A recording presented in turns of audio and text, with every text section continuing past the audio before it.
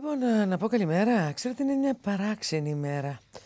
Τον θέλαμε νωρίτερα εδώ, τον Σταμάτη. Για να είμαστε ειλικρινείς, τον θέλουμε τόσο συχνά τον Σταμάτη, τον Σπανοδάκη, σε αυτή την εκπομπή, που κανονικά θα μπορούσε να είναι συμπαρουσιαστής. Δεν του αρέσει να ξυπνάει νωρίς και του αρέσει περισσότερο να γράφει μουσική και λιγότερο να μιλάει. Τώρα, άμα θέλετε αυτό, το πιστεύετε. Αν δείτε μόνο τον κατάλογο της δισκογραφίας του από το 1971 ως τα σήμερα, θα δείτε ότι είναι ένας πολυγραφότατος, αν το μεταφέραμε στο λόγο, ένας φλίαρος άνθρωπος, αλλά με περιεχόμενο στη φλιαρία. Κατά αυτήν την έννοια δεν μπορώ να καταλάβω τη φλιαρία. Καλημέρα, Χριστός Ανέστη. Αληθώς, Ανέστη. Είμαι πολύ φλίαρος, καλικαίος άνθρωπος. Καλή το ξέρω. Καλή το ξέρω, χιούμορ κάνω. Απλώς φαντάζομαι ότι τη φλιαρία σου δεν θα ήθελες ποτέ να τη μετατρέψεις σε επάγγελμα και δει τηλεοπτικό. Όχι άσχημη ιδέα. Δεν είναι άσχημο. Είδες όλο που ονειρεύω εγώ τα κανάλια και τους ανθρώπους. Κάτι ξέρω. Μερικές φορές φλερτάρω, ναι, με τον εαυτό μου βέβαια. Ναι, χωρίς όμως να αρχίσεις να μιλάω. Ναι. Και θα μου ήταν πολύ εύκολο. Νομίζω ότι θα μου ήταν πολύ εύκολο. Κάτσε, μην υπερβάλλω.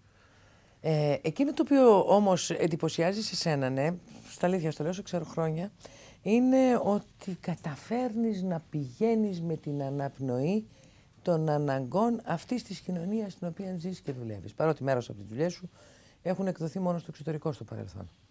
Αλλά σταθερά από τη δεκαετία του 80 και μετά είσαι εδώ. Τι θέλω να πω. Μαρμαρωμένος βασιλιάς.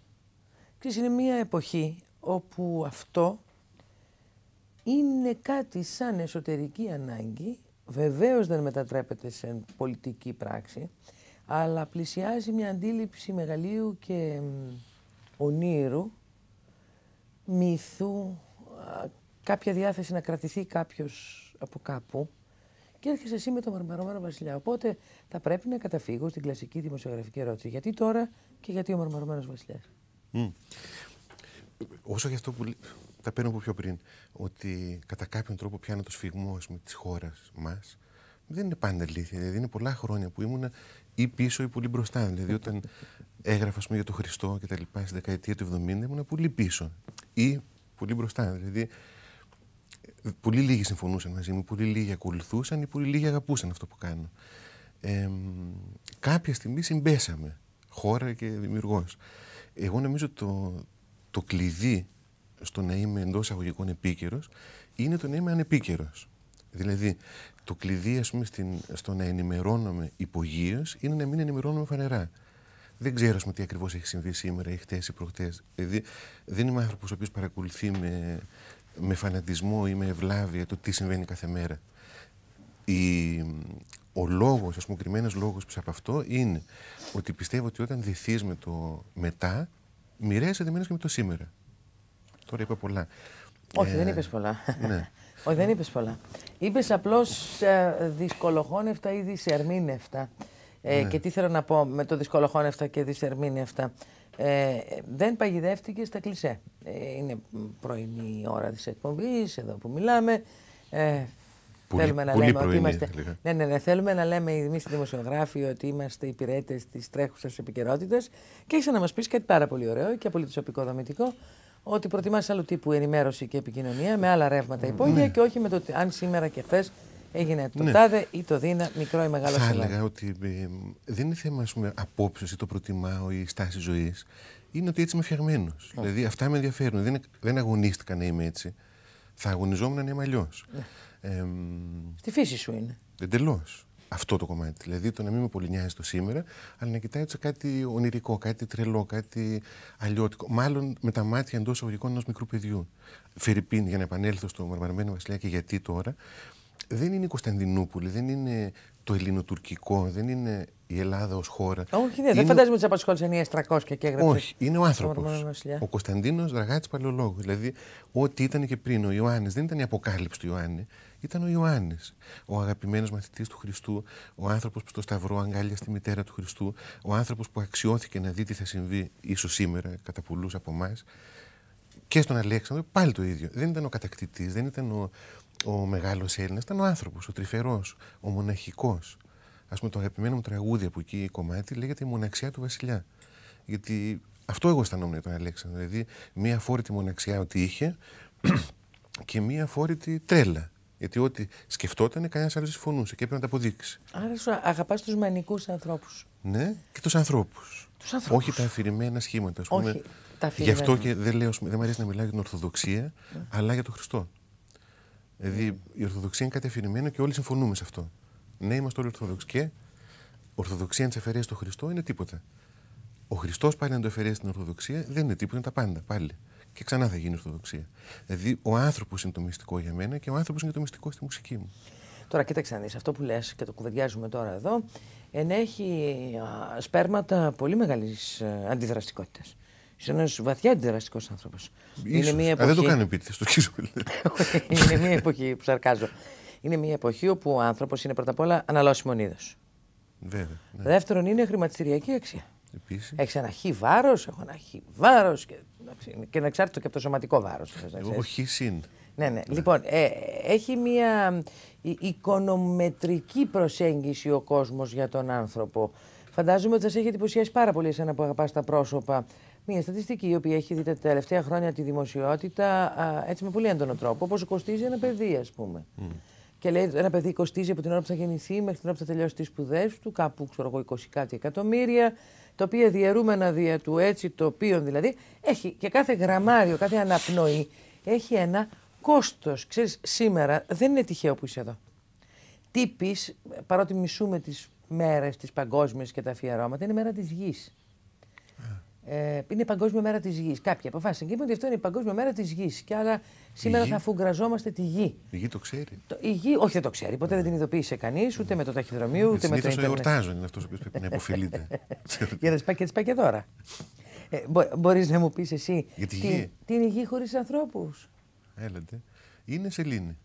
Είναι ένα πράγμα στο στερέαμα από αυτά που ο Θεός νομίζω μας έχει βάλει για να συναισθανόμαστε πόσο πολύ μας αγαπάει. Δηλαδή, βλέποντας αυτό το τεράστιο σύμπαν, το άδειο, μέχρι στιγμής τουλάχιστον, όπου η λογική μας λέει: μα δεν είναι δυνατόν να είμαστε μόνοι σε αυτό το σύμπαν. Η δική μου πίστη, εντός εισαγωγικών λέξη πίστη, όχι θρησκευτική, έτσι λογική, είναι ότι όντως είμαστε μόνοι στο σύμπαν και είναι άλλο ένα σημάδι για να δούμε το Θεό. Δηλαδή, πόσο πολύ μας αγαπάει αυτούς τους λίγους, αυτά τα μιμήνια, αυτόν τον άνθρωπο τελικά. Δηλαδή, κοίτα τι άλλο έχω ή κοίτα τι άλλο είμαι. Και αν ο άνθρωπος δεν είναι Έλληνας, μπορεί να πει ποτέ την έκφραση μαρμάρωσα ή μαρμαρωμένος βασιλιάς? Μπορεί να χρησιμοποιήσει κάτι άλλο εκτός από το μάρμαρο? King, ξέρω εγώ. Ναι. Δεν ξέρω. Ομολογώ ότι δεν ξέρω. Αλλά ελληνικά είναι ωραίο. Εγώ να ακούσουμε τον μαρμαρωμένο βασιλιά. Ναι. Να τον ακούσουμε τώρα. Γιατί είναι πολύ πιο ουσιαστικό και πιο βιωματικό να μιλάς για μουσική αφού προηγουμένως την έχεις ακούσει. Ωραία. Είναι θαρώ τόσο κατανοητός στα μάτια μου ο βυζαντινός ήχος σε αυτή τη μουσική, όσο και το γεγονός ότι φέτος, δεν ξέρω, θα πήγες βέβαια στην εκκλησία, θα δεις πολύ κόσμο όμως. Ναι. Δηλαδή αυτό που θα λέγανε οι δημοσιογραφικά αφύσικα πολύ κόσμο. Με βάση τα τελευταία χρόνια ήταν γεμάτες οι εκκλησίες. Και μάλιστα κάτω από συνθήκες που δεν μπορούσες πια ούτε να πλησιάσεις ούτε να ακούσεις. Και στον επιτάφιο και στις άλλες μέρες όλες τις μεγάλες εβδομάδας. Και είναι πια και τα Σαββατοκύριακα και είναι και στους όρθρους και είναι και στις νύχτες. Ναι. Τι σημαίνει. Να πω κάτι από αυτού παρενθεσιακό, αφού βάλω στο μυαλό μου την εντολή του σκηνοθέτη να μην ξύνομαι. Και αν με δεις, πες το μου. Ναι. Δεν θα με πεις μαμά όμως, γιατί το λέει και η μάνα σου. Όχι. Ναι. Λοιπόν, είναι μια λειτουργία. Οι πιο πολλοί το ξέρουν. Πολλοί κόσμοι το ξέρουν. Γι' αυτό το λέω κάθε φορά. Μέσω μετά την Ανάσταση, δηλαδή, όταν λένε Χριστός Ανέστη, δεν τελειώνει εκεί το θέμα. Η ωραιότερη λειτουργία. Ναι. Είναι μια ωραία λειτουργία, εν πάση περιπτώσει, όπου αρχίζει εκείνη την ώρα. Νηστεύσαντες και μη νηστεύσαντες. Και εκείνη τη μέρα μπορεί οποιοδήποτε είτε έχει νηστεύσει, είτε δεν έχει νηστεύσει, είτε έχει εξομολογηθεί, είτε όχι να κοινωνήσει. Δεν το ξέρουν όλοι. Εγώ από καιρό προσπαθώ να πηγαίνω σε αυτή τη λειτουργία και τα πρώτα χρόνια ομολογώ ότι δεν είχε κόσμο. Αλλά τώρα τελευταία γίνεται το αδιαχώρητο. Δηλαδή μετά την Ανάσταση, μετά το Χριστός Ανέστη, και αυτό μου έκανε εντύπωση. Μένουν, δηλαδή θυσιάζουν τη μαγειρίτσα και το οτιδήποτε. Μένουν, γέμισαν οι εκκλησίες μετά. Και τελείως 2,5 ώρα, 3 ώρα. Εγώ για λόγους προσωπικούς έκανα φέτος Ανάσταση, είχα κοινωνήσει το πρωί βέβαια. Έκανα φέτος Ανάσταση και θα ήθελα να σου το πω γιατί είναι πολύ χιουμοριστικό. Σου έλεγα πριν ότι εσύ πηγαίνεις με την αναπνοή του κόσμου τώρα πια. Και καμιά φορά ανασένεις και λίγο πιο γρήγορα, που σημαίνει ότι είναι καλό αυτό. Μπαθοκανάστρο. Το άλογο. Δεν ξέρω τα μίντια σε ποιο βαθμό ανασένουν με την κοινωνία. Φέτος έκανα στο Μητροπολιτικό Ναό των 24 Ιντσών που λέω εγώ την τηλεόραση, όταν γίνεται απευθείας μεταδόσεις, και είδα απίστευτα πράγματα. Είδα να διακόπτεται το Χριστός Ανέστη από εκφωνητή στο κρατικό κανάλι και να λέει: είμαστε συνδεδεμένοι απευθείας με τη Μητρόπολη. Πάνω στο Χριστός Ανέστη. Ένα πράγμα δηλαδή τραγικό και μόνο να τα ακούς. Χαλί εντελώς. Το Χριστός Ανέστη χαλί, η μπάντα από κάτω, ένα πράγμα εξωφρενικό και ο εκφωνητής να μας λέει τι βλέπουμε και τι ακούμε. Δεν ήταν βίωμα, έπρεπε να σου το πει, γιατί δεν το καταλάβαινες. Είδα σε ένα άλλο κανάλι μία σύνδεση η οποία ως αυτός διακοπτότανε. Δεν θυμάμαι σε ποιο απ' όλα πια, γιατί έκανα και ζάπινγκ πλέον στην Ανάσταση. Μέχρι που πέτυχα την διπλή σύνδεση. Ο Σκάι νομίζω ότι είχε διπλή σύνδεση. Συνδέθηκε ταυτόχρονα με δύο εκκλησίες, και τη Μητρόπολη και το Ελμπαρδιάρι. Σε παράθυρα. Ναι, σε παράθυρα. Και βγαίνει σε παράθυρο η Ανάσταση, αριστερά και δεξιά. Δεν συνέπιπταν τα Χριστός Ανέστη τους όμως. Και ανεβοκατέβαινε ο ήχος από παράθυρο σε παράθυρο. Και έλεγα, αυτό είναι πολύ μακριά από αυτό που συμβαίνει σήμερα. Και από αυτήν την ανάγκη. Άρα ο μαρμαρωμένος βασιλιάς εξακολουθεί να ζει, στα αλήθεια το πιστεύεις? Είναι παραμύθι που μπορεί να το πει στα παιδιά, ανάμεσα σε χελωνονιντζάκια και power man και διάφορα τέτοια. Για τα media που είπες στην αρχή, να πω ότι η γνώμη μου είναι ότι ακολουθούν. Δεν ανοίγουν το δρόμο, ακολουθούν. Ο κόσμος ανοίγει το δρόμο με ένα πολύ μυστηριώδη και περίεργο και αργό τρόπο. Και τα media ακολουθούν, παρόλο που νομίζουν ότι δεν ακολουθούν, αλλά χαράσουν δρόμους. Αυτό για τα media. Για το μαρμαρωμένο βασιλιά, ναι, σαφώς πιστεύω ότι. Εγώ τουλάχιστον πιστεύω ότι ζει. Αλλά εγώ δεν είμαι πολύ καλά, όπως ξέρεις. Δηλαδή, εγώ έχω φαντασίες, έχω οράματα, μ' αρέσουν τα παραμύθια και όχι πραγματικότητα. Και τείνω να συμφωνήσω και με τον Κολοκοτρώνη, ο οποίος είχε πει, όταν φέραν τον Όθωνα ή δεν ξέρω τι, ότι τι τον θέλετε αυτόν. Έχουμε βασιλιά, τον Κωνσταντίνο τον Παλαιολόγο στην πόλη. Και ας είχε πεθάνει τόσα χρόνια. Δηλαδή, στη συνείδηση των Ελλήνων, η λέξη εντός εισαγωγικών ή όπως θέλεις, ζει ο μαρμαρωμένος βασιλιάς. Ζει το όραμα του ότι κάποιος βασιλιάς θα γυρίσει και κάποια μέρα θα είμαστε πάλι στην πόλη. Δεν τον εννοώ καθόλου να πάρουμε τα όπλα και να σκοτώσουμε τους Τούρκους. Δεν είναι και το θέμα. Δηλαδή, το θέμα είναι να σκοτώσουμε τον Τούρκο μέσα μας. Και το άλλο έρχεται. Και βέβαια πιστεύω ότι αν δεν πίστευα δεν θα το έκανα. Και ως παραμύθι και ως πραγματικότητα, δεν ξέρω αν αφορά τα παιδιά, είναι ειλικρινής, δηλαδή, γιατί δεν είναι έντονο. Αλλά ίσως να αφορά τα παιδιά όταν μεγαλώσουν, ή ίσως να αφορά τους μεγάλους αν μικρύνουν. Τώρα εγώ θέλω να διευκρινίσεις αναγκαστικά. Ναι. Πριν σε πάω σε ένα βροχερό δειλινό στο Βόσπορο, θα ήθελα να μου πεις τι είναι αυτό που σε συγκίνησε στο μαρμαρωμένο βασιλιά. Ναι. Στο πρόσωπο του μαρμαρωμένου βασιλιά. Οι δικές μου είναι πάρα πολύ. Και ποιος είναι ο Τούρκος μέσα μας, έτσι. Ναι. Είναι πάντα ο ίδιος. Οι κώδικες μου στο να κάνω κάτι ή να μην κάνω ή στο τι κάνω είναι πάρα πολύ απλή. Δηλαδή καθόλου κουλτουριάρικη εντός αγωγικών. Στην προκειμένη περίπτωση ήταν η κύλη του μεσοσπονδύλου. Δηλαδή έπαθα τη μέση μου και αναγκάστηκα να μείνω στο κρεβάτι ακίνητος 2,5 μήνες. Καταλαβαίνεις, τράβηξε η ντόρη. Αλλά έγινε. Και άρχισα να διαβάζω και να μου κάνουν δώρο, δεν ξέρω γιατί, για έναν περίεργο τρόπο οι φίλοι μου, βιβλία για την άλωση, για τον Κωνσταντίνο. Ένα θαυμάσιο βιβλίο του κυρίου Σωτήρχου, το οποίο λέγεται «Η γιαγιά μου η άλωση», το οποίο έκλαιγα όταν το διάβαζα.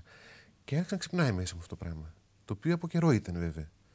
Και άρχισα να διαβάζω πια για τον Κωνσταντίνο. Τον Κωνσταντίνο, τι ήταν, τι έλεγε, τι έκανε, τι φορούσε, τι αισθανόταν. Προσπαθούσα να μαντέψω.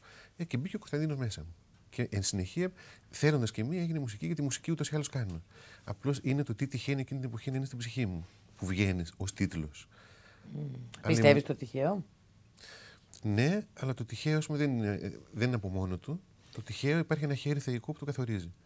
Με αυτή την έννοια. Δηλαδή, ο Θεός τυχαία μας πηγαίνει από εδώ ή από εκεί. Ή,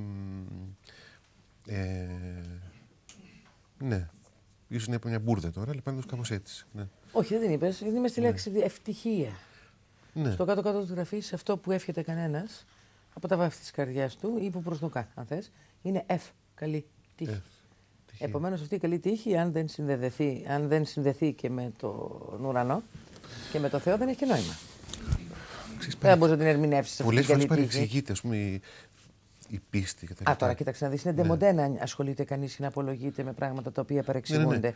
Τώρα πια φτάσαμε σε μια εποχή που νομίζω ότι δεν έχει κανένας να απολογηθεί για τίποτα. Άλλωστε, φαντάζομαι ότι αυτή είναι και η ουσία του εξυγχρονισμού. Αν εξυγχρονιστήκαμε. Ναι, αν εξυγχρονιστήκαμε. Αλλά η ουσία του πραγματικού εξυγχρονισμού θα ήταν αυτή. Το να μην χρειάζεται να απολογηθείς για τίποτα και να περνάνε όλα. Όχι, να μην απολογηθείς απέναντι σε αυτό που οι άλλοι λένε ότι μπορείς να είσαι ή να αναγκάζεσαι μονίμως να μεταφράζεις τον εαυτό σου για να γίνεις κατανοητός. Αυτό ενέχει την παγίδα του να δεχόμαστε τα πάντα. Δηλαδή, εντάξει και εσύ, ο άλλος. Όπου δεν είναι έτσι όμως. Δηλαδή, ναι, δεν είναι έτσι. Δεν υπάρχουν πολλές αλήθειες. Μία είναι η αλήθεια. Δεν υπάρχουν μάλλον πολλές καλές μουσικές. Είναι καλή και κακή. Οι διαχωρισμοί τύπου, ας πούμε, λαϊκό τραγούδι έντεχνο είναι ανύπαρκτοι. Υπάρχει καλό και κακό τραγούδι. Έχω δει πολύ καλά τραγούδια στο λεγόμενο λαϊκό και πολύ άθλια στο λεγόμενο έντεχνο. Δηλαδή, αυτή είναι μια σπίδα που έχουν βάλει ορισμένοι άνθρωποι σε ένα είδος τραγουδιού και το ονομάζουν έντεχνο, ότι αυτό είναι καλό. Το καταλαβαίνετε ή όχι. Βέβαια, ψευδαισθήσεις. Όπως και τα πράγματα τα οποία δεν θέλει να δει κανείς ή δεν θέλει να ασχοληθεί κανείς μαζί τους, ότι είναι οπωσδήποτε καλά. Ναι. Γιατί είναι για μια ελίτ, ας πούμε, γιατί είναι για λίγους. Ή κάτι που το ακολουθεί ο πολύς ο κόσμος είναι πάλι καλό. Όχι, δεν είναι καλό επειδή το ακολουθεί ο πολύς ο κόσμος. Λες η αλήθεια είναι μία. Ο Τούρκος είπε επίσης ότι είναι ένας. Ναι. Έτσι, μονολυθικά πατάς σε αυτά. Πολύ, πολύ ανοιχτά και ταυτόχρονα. Τούρκο σκέφτομαι κάτι μαύρο, σκούρο, επιθετικό, κακό και που θέλει να σε σκοτώσει. Λίγο πιο πνευματικά είναι λέξη, δεν ξέρω, λίγο πιο... Τούρκος είναι ο σατανάς, εν ολίγης. Δηλαδή, ο Τούρκος μέσα μας είναι το κακό που μας πολεμάει. Το κακό που μας πολεμάει μπορεί να είναι καταρχάς ο διάβολος, αφετέρου δε τα πάθη μας και εμείς οι ίδιοι. Γιατί δεν τα ρίχνουμε και όλα στον αντίπαλο. Πάρα πολλές φορές είναι τόσο πολλά τα κακά που οι ίδιοι έχουμε. Η φιλοδοξία, η προσκόλληση σε κάποια πάθη ή συνήθειες, η αγάπη στην αμαρτία, η αγάπη στο να κάνεις πράγματα που ξέρεις ότι είναι σωστό αλλά σ' αρέσουν. Δηλαδή, αυτά είναι τα δικά μας, ο δικός μας Τούρκος. Αλλά υπάρχει και ένας Τούρκος τουρκότατος, ο οποίος στις μέρες μας έχει πετύχει το ακατόρθωτο και το ιδανικό για έναν πράκτορα της ΚΙΠ, της CIA, να μην πιστεύουμε ότι υπάρχει. Η καλύτερη του είναι του διαβόλου. Σήμερα μιλάει στο διάβολο και γελάνε. Ενώ μέχρι τον προηγούμενο αιώνα δεν γελούσαν καθόλου. Ξέραν την ύπαρξή του και τον πολεμούσαν. Τώρα τον έχουμε αφήσει και λιμένεται. Αυτό δεν απέχει και πολύ από την πολιτική. Γιατί ούτως ή άλλως, όχι καθόλου, διότι και ο Τούρκος ως εθνικότης αυτή τη στιγμή δεν συνεπάγεται παρά έναν Τούρκο, τον οποίο κανείς δεν θέλει να δει ως Τούρκο. Δηλαδή το σφαγέα των Ποντίων, το σφαγέα των Αρμενίων. Αλλά ξέρουμε ότι υπάρχει. Συζητάμε για Ευρωπαίους, συζητάμε με την πολιτισμένη Τουρκία. Γίνονται εγκλήματα και δεν τα βλέπει κανένας. Σφάζουν κόσμο στο Κουρδιστάν, αλλά δεν μας αφορά. Ξέρεις, είναι μέσα στα πλαίσια αυτού του πράγματος που λες. Και αυτό της Ευρώπης, δηλαδή η καλή εντός αγωγικών Ευρώπη και η κακή εντός αγωγικών πάλι Τούρκοι, αισθάνομαι ότι είναι το ίδιο δίλημμα που υπήρχε την ημέρα της αλώσεως. Δηλαδή, ο Νοταράς είπε: προτιμώ την παπική τιάρα, προτιμώ το Σουλτάνο από τον Πάπα. Δεν ξέρω αν είχε δίκιο ή άδικο ακόμα. Δηλαδή, δεν ξέρω αν προτιμώ τον Γερμανό από τον Τούρκο. Ειλικρινά, δεν ξέρω ποιος είναι ο μεγαλύτερος εχθρός. Φοβούμαι πιο πολύ την Ενωμένη Ευρώπη από την Τουρκία. Ξέρεις, ήμουν έτοιμη να σε ρωτήσω τώρα ένας άνθρωπος που έχει μεγαλώσει και έχει περάσει τα νιάτα του, έχει παίξει μουσική, έχει εκδώσει μουσική στο Παρίσι, στο Λονδίνο, έχει ζήσει στο ευρωπαϊκό χωνευτήρι, στην πόλη του φωτός. Πες το όπως θέλεις. Ναι. Αλλά πάντως είσαι και είμαι από μια γενιά που όλα αυτά στη δεκαετία του 70 τα βλέπε πραγματικά οραματιστικά, μιλούσε για λαούς που θα ενώνονταν, θα ένωναν τις δυνάμεις τους, τα καλά τους, τις μουσικές τους, τις πληροφορίες τους, τους πολιτισμούς τους, όχι για να τους χάσουνε, αλλά για να τους αναδέψουνε, να βγει... Ανέβουν όλοι λίγο παραπάνω. Μπράβο, να βγει ένα σκαλί παραπάνω, όπως λες. Και σήμερα, δεν ξέρω, είσαι φαντάζομαι περισσότερο ευρωσκεπτικιστής από αυτούς που λένε ότι είναι ευρωσκεπτικιστές. Είπες φοβάμαι την Ενωμένη Ευρώπη. Θα μοιραστώ μαζί σου τους φόβους, αφού με πας μια βόλτα μέχρι το Βόσπορο. Να δούμε, λέω. Είδες. Ναι, να δούμε και να ακούσουμε. Του βιντεοκλίπ. Να δούμε και να ακούσουμε. Αυτό τώρα το κομμάτι είναι μια εικόνα. Δηλαδή δεν έχει καμία σχέση με τον Κωνσταντίνο. Απλώς φαντάζομαι τον εαυτό μου σε ένα ψηλό μπαλκόνι που βλέπει το Βόσπορο. Ούτε ξέρω που είναι ο Βόσπορος, δεν έχω πάει ποτέ μου. Λέω τώρα με τη φαντασία. Και να βρέχει και να παίζουν παιδάκια στην αυλή κάτω και να βλέπω εγώ την πόλη. Αυτό είναι αυτό το κομμάτι. Περιγραφικά, αν υπήρχε ταινία δηλαδή, αυτή ήταν η σκηνή της. Βροχερό, δειλινό, στο Βόσπορο. Δοκίμασες ποτέ όλα αυτά να τα περάσεις και στους δημιουργούς των βιντεοκλίπ σου, έτσι ώστε να ανταποκρίνονται στην εικόνα του κεφαλιού σου? Όπως ξέρεις, το βιντεοκλίπ στην Ελλάδα είναι μια ιστορία, δηλαδή εντός αγωγικών παρεξηγημένη. Δεν μπορείς να κάνεις ό,τι θέλεις. Δηλαδή, ποτέ δεν μπορεί ένα βιντεοκλίπ να κοστίσει. Δηλαδή, για να γίνει ένα βιντεοκλίπ σωστό, πρέπει να κοστίσει 7 φορές όσο ο δίσκος. Είναι λίγο ασύμφορο πια οικονομικά. Και Δεν γίνεται. Δεν γίνεται. Δηλαδή, όπως δεν γίνεται, ας πούμε, να κάνεις μια μεγάλη παραγωγή στον ελληνικό κινηματογράφο. Κάνεις φτηνές. Όχι. Μπορείς να μετράς όμως τα όνειρά σου με δευτερόλεπτα του Τιτανικού. Ναι. Την είχα δει αυτήν την εκπομπή. Ναι. Πάμε στο Βόσπορο. Εκτός από τη βροχή στο Βόσπορο άκουσα και ένα υπέροχο όργανο, κάτι σαν λύρα, αλλά διαφορετικό. Μου έφερε λίγο Ethnic στο κεφάλι και Ρακιτζή. Σαν ήχο, σαν λύρα, σαν στοιχείο. Να πω δύο λόγια. Είδαμε, καταρχάς ήταν η Μαρίνα Κισλίτσιν, η οποία παίζει τσέλο, η σολίστ. Θα με μάθει και εμένα τσέλο. Είναι η φιλοδοξία. Θα σε μάθει να το δώρο στον εαυτό μου αυτόν τον καιρό, ναι. Και η λύρα αυτή λέγεται πολίτικη λύρα. Δηλαδή είχε ένα πιο τρυφερό και πιο παραπονιάρικο ήχο. Και είναι λίγο σαν γυναικεία φωνή. Και την παίζει ο Σωκράτης Συνόπουλος, ο οποίος ήταν θαυμάσιος μουσικός. Αυτό ήταν το όργανο που ακούσαμε. Νέος άνθρωπος. Νεότατος. Είναι μαθητής δηλαδή, της σχολής του Ροστ Ντέιλι. Και πού διδάσκεται αυτή η λύρα, πού μπορεί κάποιος να τη μάθει? Να το ρωτήσω. Το Σωκράτη. Όχι, ρωτάω γιατί φαντάζομαι ότι θα είναι πάρα πολλοί αυτοί που ενδιαφέρθηκαν πάρα πολύ. Δηλαδή, βγάζει έναν ήχο διαφορετικό από τη λύρα που ξέρουμε. Ναι. Τρυφερό, ζεστό. Αυτό και εμένα με μάγεψε. Και έγραψα για αυτήν. Έλεγα και θα ξαναγυρνάω. Δεν είναι μονή. Είναι ουσιαστική σύνδεση του καλλιτέχνη με τα τεκτενόμενα. Εγώ κάνω άλλη δουλειά. Μουσιογράφος είμαι. Είναι στη φύση των πραγμάτων να μπορώ να ανιχνεύω την πραγματικότητα και αν είναι δυνατόν καμιά φορά να τη μαντεύω κιόλας. Αυτό ίσως το κάνει και πιο χρήσιμο ως δουλειά. Αλλά το να φτάσεις μετά από μια πολύ μακρά διαδρομή, η οποία έχει ξεκινήσει από τις ευρωπαϊκές σου σπουδές, την κλασική σου μουσική. Μετά ήρθε η βυζαντινή μουσική, έχεις παίξει συγκροτήματα. Ναι, ροκ και κλασική. Ναι, έχεις παίξει ροκάς. Ροκάς, μετά κλασική μουσική, μετά βυζαντινή μουσική και σήμερα ο ίδιος παραδέχεσαι ότι προσπαθείς ακόμα να συνδυάσεις τρεις αγάπες. Τρεις έρωτες μαζί, τρία σε ένα. Ξέρεις, είναι δύσκολο, τυραννικό, αλλά ταυτόχρονα και αγαπητικό σαν διαδικασία. Τι είναι αυτό που σε έκανε να φοβάσαι την Ευρώπη, βρε Σταμάτη? Η αποκάλυψη του Ιωάννη. Δηλαδή εκεί πέρα, διαβάζοντας αυτό το βιβλίο, είδα όλα αυτά τα οποία λέει που θα συμβούν, τα κακά εντός εισαγωγικών, γιατί βεβαίως το τέλος της αποκαλύψης είναι κακό, είναι happy end. Γίνονται, αλλά τελικά πάμε εκεί που πρέπει να είμαστε, κοντά στο Χριστό. Αλλά εκεί πέρα, αυτά που ζούμε σήμερα τα λέει όλα. Και λέει ακριβώς τι θα γίνει και πώς θα γίνει. Και στην αρχή έτσι το έβλεπα σαν κάτι αφηρημένο, κάτι μετά, αλλά ο φόβος ο μεγάλος στην αποκάλυψη του Ιωάννη, του θηρίου, ας πούμε, είναι ο οικονομικός συνασπισμός των ευρωπαϊκών κρατών, η Νέα Ρώμη. Αυτός είναι ο κίνδυνος ο μεγάλος. Από εκεί θα γίνει όλο το κακό.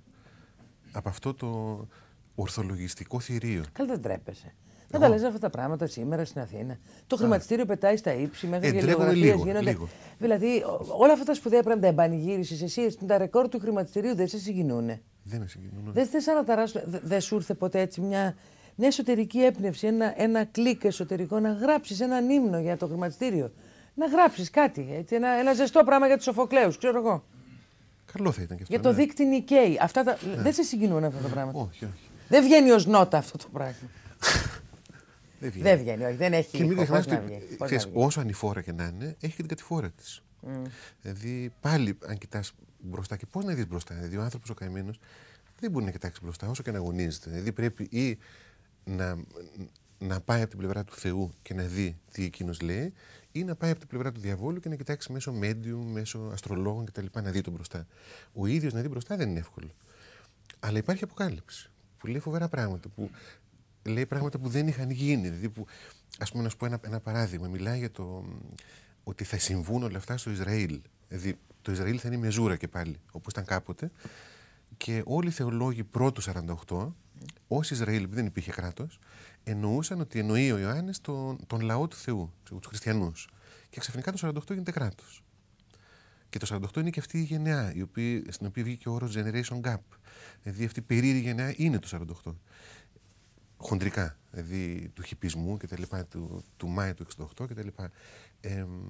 Πάπα, αυτό ήταν το πρώτο σημάδι. Δηλαδή, Πάπα αρχίζουν να μετράνε ημέρες. Μετά άρχισαν διάφορα.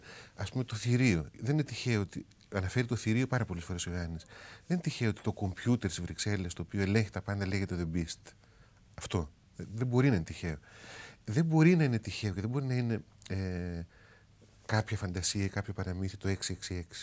Διότι ένας άνθρωπος 1000 χρόνια πριν, 1500 τόσα για την ακρίβεια, 1990 για την ακρίβεια, έγραψε ότι θα έρθει η μέρα που ο οικονομικός συνασπισμός της Ευρώπης, η Νέα Ρώμη, θα ενωθεί, θα γίνει και εν πάση περιπτώσει, όποιος δεν δεχτεί να βάλει το χάραγμα του θηρίου στο χέρι ή στο μέτωπό του, δεν θα μπορεί να πουλήσει, να αγοράσει. Δεν μιλάει θρησκευτικά.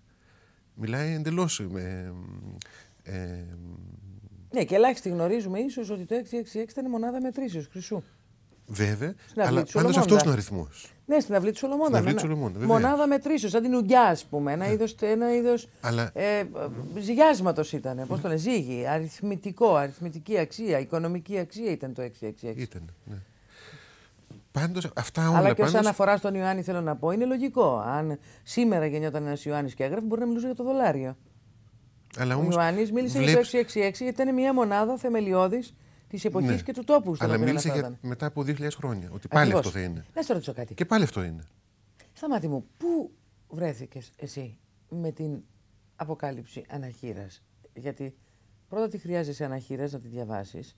Ναι, ναι. Και μετά πολύ μεγάλο δρόμο για να πεις ότι την αγκολπώθηκες. Δεν την αγκολπώθηκα βέβαια. Απλώς κοιτάω τα σημάδια. Όπως το δέντρο. Δηλαδή, όταν ένα δέντρο πάει να βγάλει τα φύλλα του και τα λοιπά, αρχίζει άνοιξη και θα δώσει καρπούς. Ναι. Το θηρίο της Αποκάλυψης. Ξέχασα την ερώτηση πάλι. Πότε έπεσε στα χέρια σου η Αποκάλυψη? Η βίβλος δηλαδή, και συνεπία τη βίβλου και η Αποκάλυψη. Στο 1975, όταν με την Τόρη, στη Γερμανία όπου σπουδάζαμε, εγώ σπούδαζα αυτή τη μουσική την περίεργη, την Ατονάλ. Και κόντωσα να τρελαθώ λίγο στο τέλος. Ήταν όλα αυτά. Ατονικά, Πού στη Γερμανία? Στο Βίρτσμπουργκ. Μια πανεπιστημιούπολη. Βαβαρία είναι αυτό. Και στην καρδιά του θηρίου. Και τσακωνόμουν πολύ με τους καθηγητές μου γιατί έλεγα μελωδία. Και μου λέγανε αυτό το αιώνιο επιχείρημα. Μα και αυτή η μελωδία είναι. Εγώ πάντα ήθελα τη μελωδία την. Η δίμελον. Αυτή που γλυκαίνει την ψυχή. Αυτή ήθελα πάντα. Και αυτή θέλω και αυτή ζητάω. Το γλυκί μου έριζα. Το δίνω τη ζωή. Αυτό θέλω. Εκεί λοιπόν έγινε η μεταστροφή μου κτλ. Η Ντόρη, δηλαδή, για να είμαι ειλικρινής, πρώτη μεταστράφη και ακολούθησα εγώ. Πού τη βρήκες τη βιβλία? Ένας νεαρός, ένας Εγγλέζος πρώην χίπης, ο οποίος είχε περάσει από τα ναρκωτικά, είχε περάσει από τον Ινδουισμό, είχε περάσει από τους γκουρού και κάποια στιγμή συνείδησε τον Χριστό. Αυτά είναι τα λόγια που μου έλεγε εκείνος. Και τον οποίο άρχισα να κάνω παρέα και σιγά σιγά μέσω αυτού άρχισε να μπαίνει στο μυαλό μου η ιδέα του μπας και υπάρχει ο Χριστός, τίποτα άλλο. Και βεβαίως υπήρχε ο Χριστός και μου το έδειξε. Από τότε ήθελα να μάθω πάλι ο άνθρωπος, ο θεάνθρωπος στην προκειμένη περίπτωση, τι λέει, τι έζησε, τι έκανε. Και το βιβλίο που τα λέει αυτά είναι βίβλος, δηλαδή η Καινή Διαθήκη. Οπότε για ένα μεγάλο διάστημα. Περιορίζεσαι σε αυτό ή διαβάζεις και όλα τα βιβλία που κυκλοφορούν? Ξέρεις ότι τώρα τελευταία είναι της μόδας ο Χριστός. Πολύ της μόδας ο Χριστός. Κυκλοφορούν τα βιβλία. Τα βιβλία που κυκλοφορούν για την προσωπικότητα, για την ιστορική προσωπικότητα, για την τοποθέτηση, την χρονική, για τις αμφισβητήσεις, για το αν υπήρξε ή δεν υπήρξε. Υπάρχει μια εργογραφία τρομακτική με φοβερές ταχύτητες. Υπάρχουν και πολύ σοβαρές δουλειές. Στα ξένα πανεπιστήμια υπάρχουν και έδρες καινοδιαθηκολόγων που ερμηνεύουν την Καινή Διαθήκη. Έδρα ολόκληρη πανεπιστημιακή. Αυτά τα βγάζω, διότι είναι σαν δεν τα διαβάζεις αυτά? Καθόλου. Γιατί δεν με ενδιαφέρει γιατί. Είναι σαν να θέλω να διαβάσω ένα βιβλίο που να με πείσει ή όχι ότι υπάρχει μάνα μου. Δεν με αφορά το θέμα. Ξέρω ότι υπάρχει. Το ίδιο και τον Χριστό. Ξέρω ποιος είναι, ξέρω τι είπε και τα λέει πολύ καθαρά στην Καινή Διαθήκη. Δεν έχω αμφιβολία εκεί πέρα. Αυτά που διαβάζω από εκεί και πέρα, δηλαδή, είναι τα βιβλία τα ορθόδοξα των πατέρων, το γεροντικό, τη φιλοκαλία, τους βίους των Αγίων, αυτά που θα διάβαζε οποιοδήποτε γριούλα πριν πάει στην εκκλησία, για να δω πώς η σοφία του Έλληνα μέσα από τα χρόνια και η πίστη των Ορθοδόξων, ματωμένη από τα χατζάρια των Τούρκων, βίωσε και έκανε ζωή της το Χριστό. Αυτά με ενδιαφέρουν. Τίποτα άλλο. Δηλαδή, στην πραγματικότητα, στο σπίτι μου, τα βιβλία που βλέπεις παντού είναι αυτά. Δηλαδή, είτε η Καινή Διαθήκη, η οποία είναι το σημείο αναφοράς, είτε βιβλία, ας πούμε, η φιλοκαλία είναι το βιβλίο το οποίο με κοιμίζει, με ξυπνάει και μου απαντάει σε ερωτήσεις μου. Δηλαδή, όταν κάπου μπερδευτώ, αυτό ανοίγω. Και έρχομαι κοντά. Να σε ρωτήσω κάτι. Όχι. Είπες σαν γριούλα, να μην σε ρωτήσω. Άντε ρωτώ. Όχι, δεν σε ρωτάω. Όχι, δεν σε ρωτάω. Θα πάω στην πόλη. Να σε ρωτήσω εγώ τώρα. Θα πάω στην πόλη γλυκιά και μετά θα με ρωτήσεις εσύ ό,τι θέλεις.